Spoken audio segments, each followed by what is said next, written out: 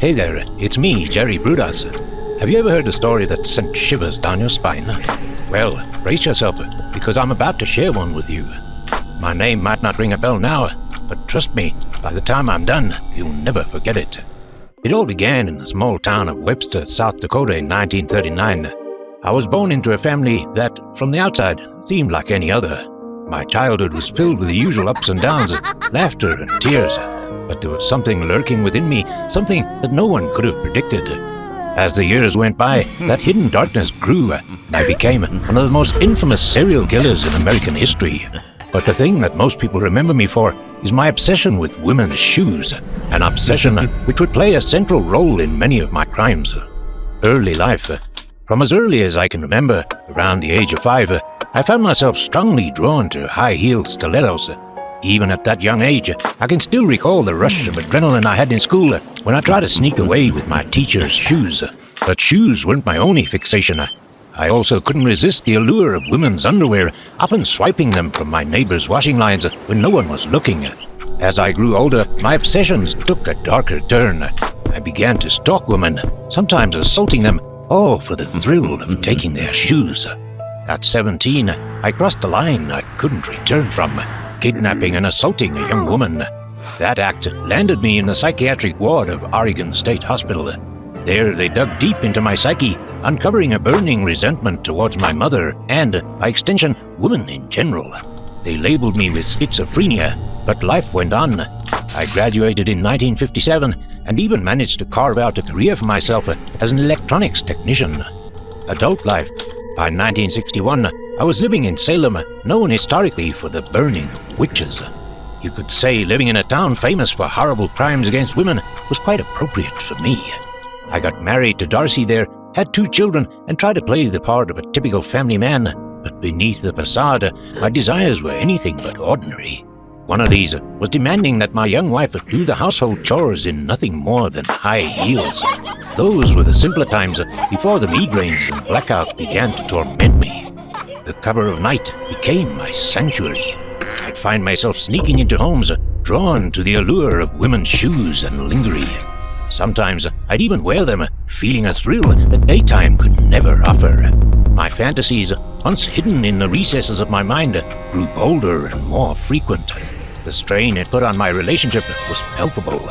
Darcy, sensing the growing darkness, began to distance herself, focusing her attention on our children and resisting my increasingly twisted desires. Murders. Skipping forward to 1968, Oregon was now my home again, and the dark fantasies that had been festering inside me were on the verge of becoming all too real. One day, Linda Slauson, a young encyclopedia saleswoman, innocently knocked on my door, and I saw my chance.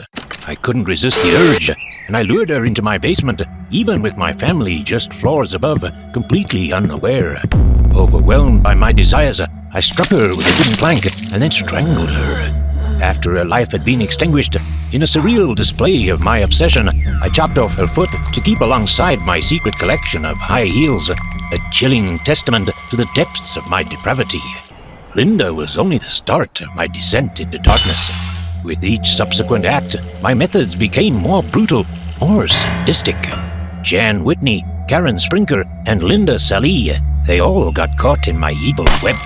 Each of these women met a similarly horrifying end at my hands. I would strangle them, taking perverse pleasure in ensuring their final moments were filled with sheer, paralyzing terror. After they were gone, I would commit acts on their lifeless bodies that words can barely describe, asserting my twisted sense of domination and control. I then dispose of them in the chilling waters of the Willamette River, as if they were nothing more than discarded waste. From each, I took a grim memento, a tangible memory of my dark deeds. People often say the most haunting of all was when I amputated the breasts of one woman to make a paperweight, a daily, morbid reminder of the depths of horror I was capable of. Capture. Every dark tale has its end, and 1969 marked mine. Investigations intensified, and the net began to close around me. According to the police, forensic clues, witness accounts, and my own mistakes led them to me. When they finally came knocking, the weight of everything I had done, or perhaps the realization of my inevitable fate, broke me. I confessed everything, every chilling detail of my crimes, every victim, and the twisted reasons behind my actions. The court showed me no mercy, sentencing me to life, ensuring I'd never taste freedom again.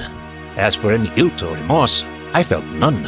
Instead, I often found myself lost in the memories of my acts. Conclusion. Let me leave you with a word of advice from someone who knows the shadows. The next time you hear an unexpected knock or a doorbell ring, take a breath and think twice. In this unpredictable world, it pays to be wary. Because, as you probably learned from me, you can never truly know what lurks in the heart of the person standing in front of you.